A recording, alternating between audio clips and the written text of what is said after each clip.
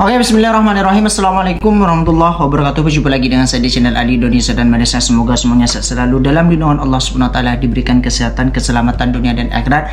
Dan semoga yang nonton video saya yang sakit dan segala penyakitnya dan apa yang dicita-citakan tercapai dikabulkan oleh Allah Subhanahu wa taala. Oke, jadi hari ini hari ke-12 di Indonesia, bulan puasa, memasuki ke hari 13 nanti.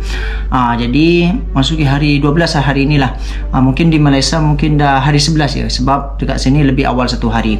Oke guys, jadi dekat sini sebab ramai sangat yang tanya pasal Petronas di kampung saya nih.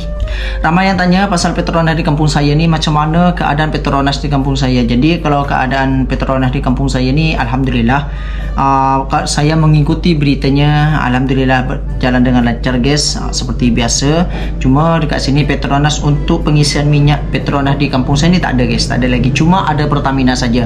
Jadi kita tak ada pilihan lagi, tak ada pilihan lain untuk mengisi BBM ataupun minyak selain ke Petronas macam itulah, sebab cuma satu saja tempat untuk mengisi minyak macam itulah. Jadi tak ada sel, tak ada macam yang swasta macam itulah, cuma yang lokal macam itulah guys. Jadi tak ada pilihan lain macam itulah, terpaksa kita gunakan macam tu. Tapi dekat sini lebih banyak yang apa ya, yang beralih ke Pertalit. Jadi Pertalit lah yang biasa, yang harga lebih murah macam tu lah. Sebab yang pertama itu dioplas, guys. Jadi ramai yang sekarang ni pindah ke Pertalit macam tu lah, sebab dioplas macam tu. Tak tahu lah, mungkin ke depannya, sebab tak ada pilihan lain selain ke Pertamina, ke lokal, sebab tak ada swasta, tak ada sel macam tu. Tapi kalau di tempat-tempat lain, kalau yang ada swastanya, ada sel macam tu lah, semuanya pindah ke sel. Saya dah mengikuti beritanya, semuanya mengantri ke sel. Yang Pertamina memang sepi, tak ada customer langsung. Oke, jadi hari ini saya nak membahas bantuan Petronas di kampung saya, apa saja dampaknya dan bantuan daripada Petronas di kampung saya. Oke, jadi ada beberapa bantuan. Sebetulnya saya sudah buat konten yang video ni pasal bantuan Petronas di kampung saya ni. Yang pertama alun-alun dan perbaikan untuk alun-alun macam tempat bermain macam itulah, dan juga ada pemecah ombak. Jadi dekat Banyuates, pemecah ombak itu semacam dia buat batu, proyek batu ni ditumpuk untuk menyalur ke tengah-tengah laut. Jadi ke tengah-tengah laut ni untuk ombak tu tidak apa ya, kan ombak ni kan, jadi terpecah macam itulah ombaknya, sebab dikasih proyek dikasih tempat pemecah ombak ni. Oke, jadi itu yang dulu. Dan yang dulu juga yang alun-alun Ketapang ni masih berjalan dengan lancar sekarang, dan semakin dekat sana tuh udah semakin apa ya, hampir 100% siap guys. Sebab dulu kan saya pernah buat konten tentang alun-alun di Ketapang saya, di kampung saya nih, pasal bantuan Petronas yang buat proyek ataupun Petronas menghadiahkan kepada Bupati Sampang nih, bupati kita, membagikan proyek menjadikan indah. Yang dulunya cuma tempat tu becek guys. Dia kalau hujan macam cuma rumput macam tu lah, tak ada lahan kosong macam tu, cuma tempat pasar malam dulu.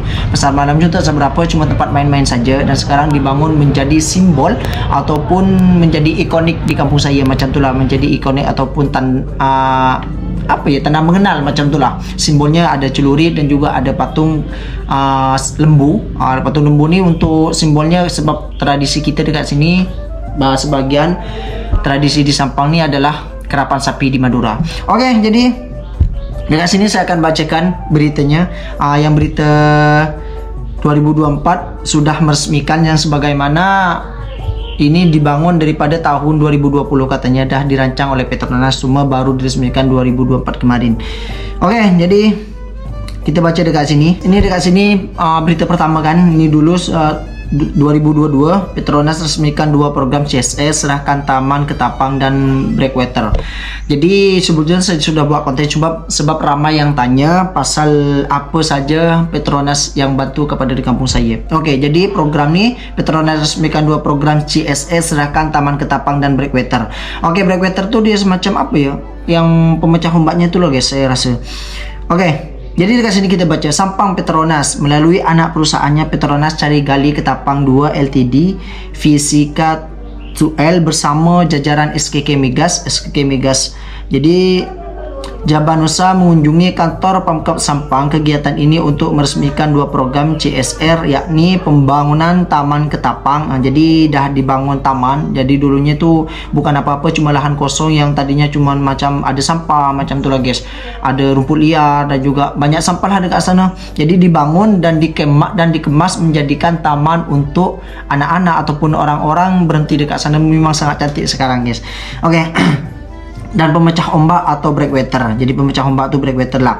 Petronas juga sedang melalui pembangunan rumah pintar. Jadi rumah pintar nih yang diresmikan tahun 2024 kemarin sudah dirancang daripada tahun 2022. Petronas sedang melalui pembangunan rumah pintar di Kecamatan Sokobenah. Jadi bukan hanya di Ketapang, bukan hanya di Kecamatan Ketapang, tapi di Kecamatan Sokobenah ada juga, dan juga Banyuates.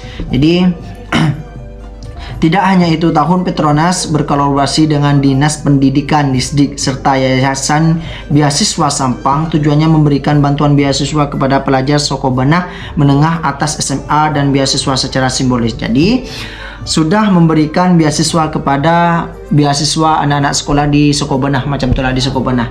Jadi mungkin di Ketapang ada juga dibantu macam itulah guys. Pembangunan Taman Ketapang yang terletak di Kecamatan Ketapangnya. Jadi saya sudah pernah buat video baru jadi dulu. Jadi nanti saya akan buat video tentang nih bangunan proyek Petronas nih yang sekarang nih hampir 100% jadi ataupun 100% siap. Nanti saya akan buat vlog dekat sana. Kalau tak niaga macam itulah. Kalau niaga saya tengah busy.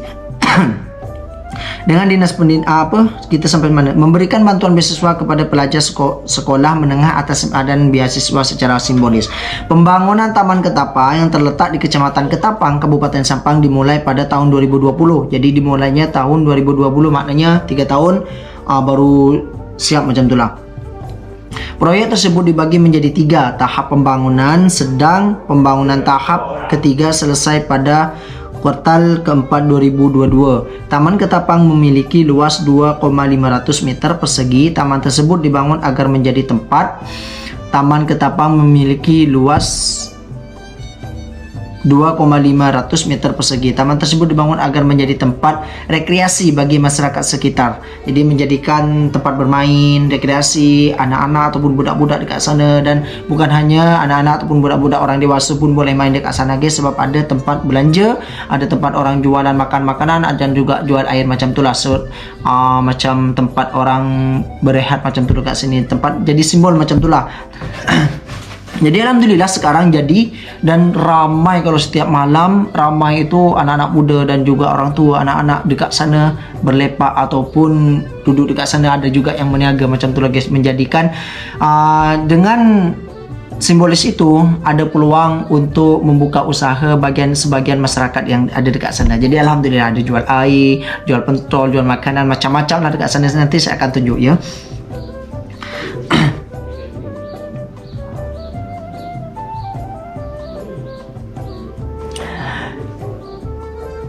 Juga mendorong peningkatan ekonomi. Jadi ekonomi orang Ketapang dekat sana.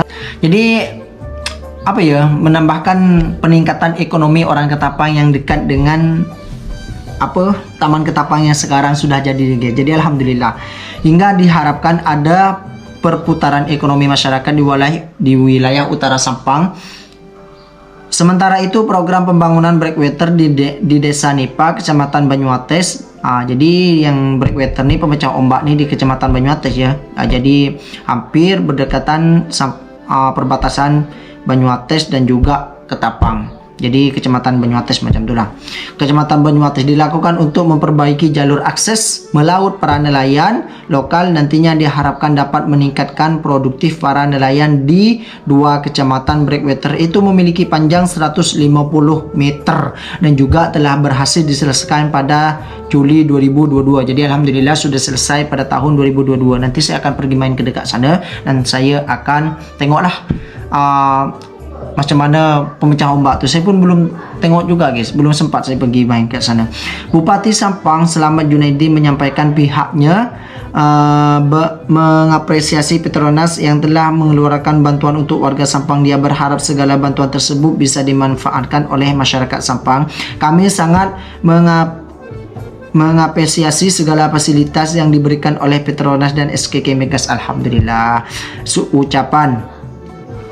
Oke, jadi dekat sini yang rumah pintar simbol sinergi Pemkab Sampang dan Petronas. Jadi ini menjadikan simbol di Sampang dan Petronas di Sukabana ya.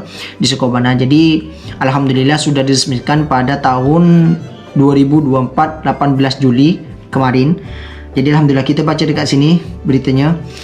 KBRN Sampang VJ Bupati Sampang Rudi Arifianto membuka peresmian sekaligus serah terima rumah pintar set house sebagai bagian dari program pengembangan dan pemberdayaan masyarakat yang diinisiasi oleh Petronas Carigali Ketapang 2 Ltd di Kecamatan Sukabana, Kabupaten Sampang, Rabu 17 bulan 7 2024. Maknanya berapa bulan lalu ya.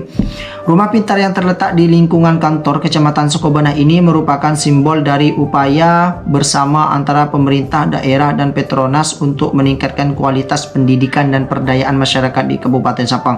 Jadi alhamdulillah ya, dekat sana di Sukabana dengan adanya bantuan dari Petronas ini adalah meningkatkan pelajar dan kualitas SDM rakyat dekat sana macam itulah.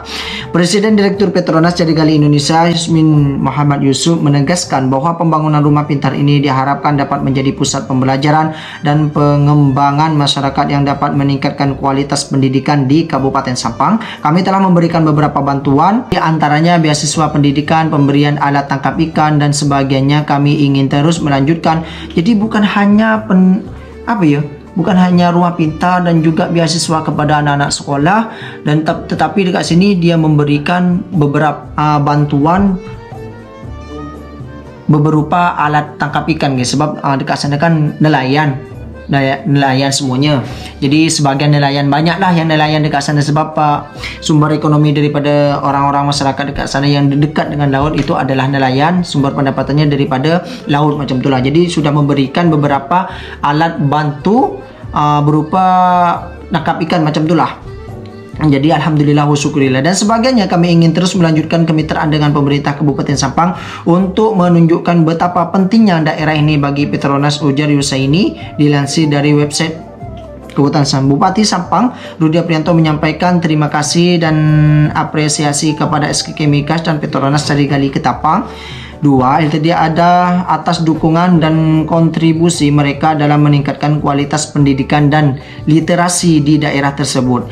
Keberadaan rumah pintar ini sangat manfaat bagi masyarakat Kabupaten Sampang, khususnya di Kecamatan Sukabana, Ketapang, dan Banyuates. Kami berharap rumah pintar ini dapat dikelola dan dimanfaatkan seoptimal mungkin untuk memberikan dampak positif bagi anak-anak di wilayah operasional